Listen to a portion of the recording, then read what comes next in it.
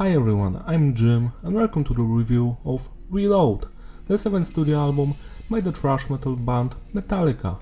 Today we're celebrating the 25th anniversary of the record, so I've decided to go back and see if it still holds up or not. I've been a massive fan of Metallica since the day I was born because my family, my parents and my siblings were all into this band. One of my first memories ever is like in the year 2000 I've watched the DVD Metallica SMM Symphony and Metallica. I would always watch it as a kid and dance to it. Anyways, as usual, the album was produced by Bob Rock. He also did the previous two albums and he's going to do Saint Anger as well. Reload is an album that consists of the stuff that didn't make the cut for the Load album. So basically we have 27 songs that Metallica has written over the course of 2 or 3 years, and then they've released them in 2 separate works. As usual, we can see who wrote which song. It's mostly Hetfield and Rice doing all the stuff. Some songs were also co-written with Kirk and one with Jason. The production is tight, it's clean and heavy, message is diverse, songs are about various topics. I will be talking about most of them while going through the songs. Structure-wise, this is some basic stuff. Intro, verse, chorus, bridge, chorus. Sometimes it's slightly different. Reload, same as Load, doesn't feature that classic thrash metal sound the band is known for. It's more hard rock, grunge based. The album starts with Fuel, Vin Diesel's favorite song. I love this track, the drumming, the bass, the guitars, the solos, the vocals, everything. It's my favorite song on this record. I loved watching the music video back when I was young. This is a classic song where everything is just perfect. 10 out of 10, highlight of this record. And the next song we have The Memory Remains, featuring Marianne Faithfull. This song could have been a banger, but I just cannot stand that grandma's singing.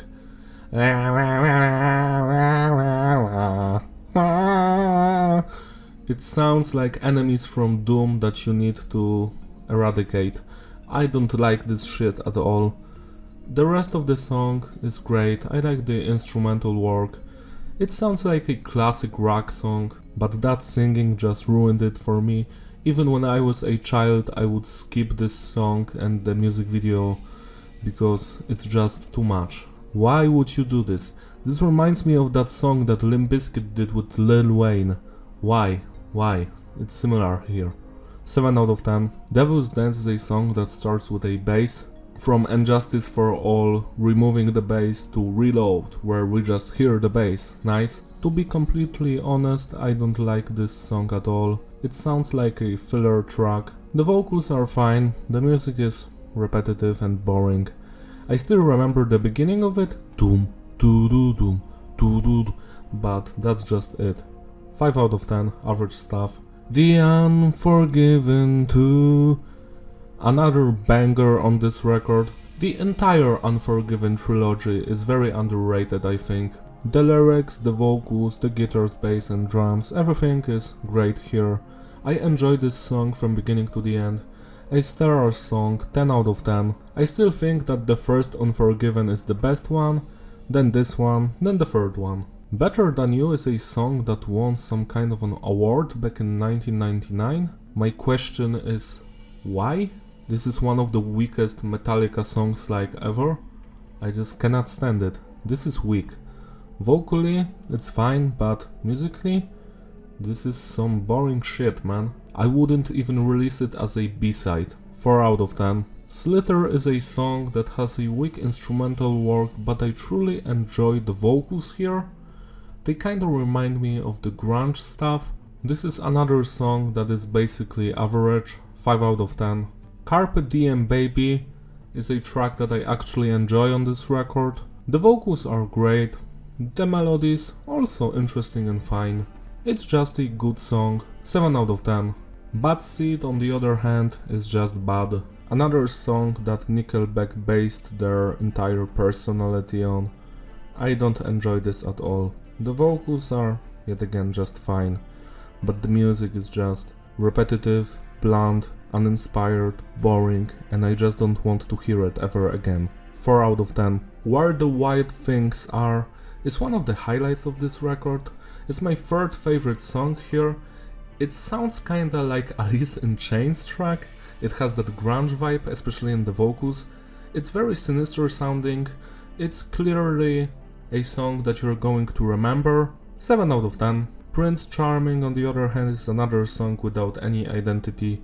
You could mistake it for Better Than You or Bad Seed. Just a standard rock song. 5 out of 10. Lowman's Lyric is a song about a homeless guy, and while I appreciate the heavy subject of the lyrics, I do not like the music at all. This is one of those experiments that just didn't work out, or maybe I'm just too close-minded, but I don't think so. I listen to every genre of music, I just don't like this song. 4 out of 10. Attitude is a song that I actually enjoy.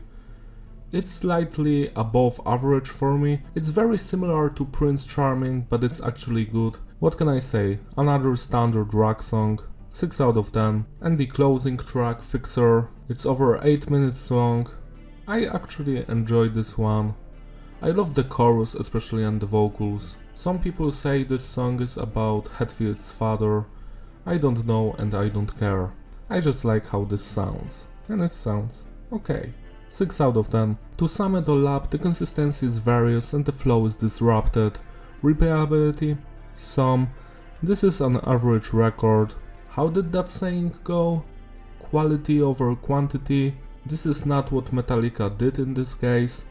They went quantity first, and that's what made these records actually very weak, to be honest. Load and Reload, you can say what you want about that era. Many people hate it, some people love it. One of my best friends consider Load and Reload the only good Metallica albums. I don't agree with him. I think that this was a opportunity to make one good album, like take 6 best songs from Reload and Load, make it a single record. It would actually be better received for sure, because there are many shitty songs on both of those records that shouldn't have seen the light of day, or maybe just compile the biggest shits into one album so it's easier to avoid them. So do I recommend this album to anyone? No.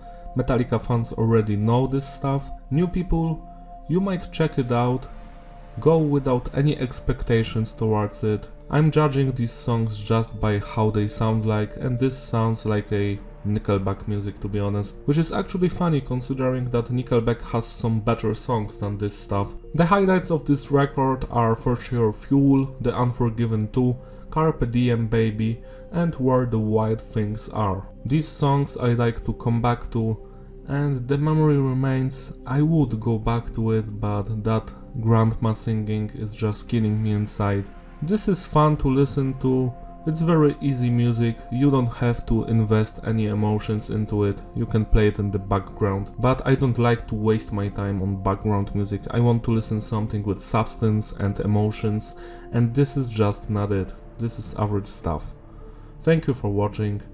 I will probably review other Metallica albums, because why not? It's just sad to me that I had to start with this one, because this is one of the weakest ones, to be honest. Again, thank you for watching, don't forget to like and subscribe, and I will see you in my other reviews. Yeah!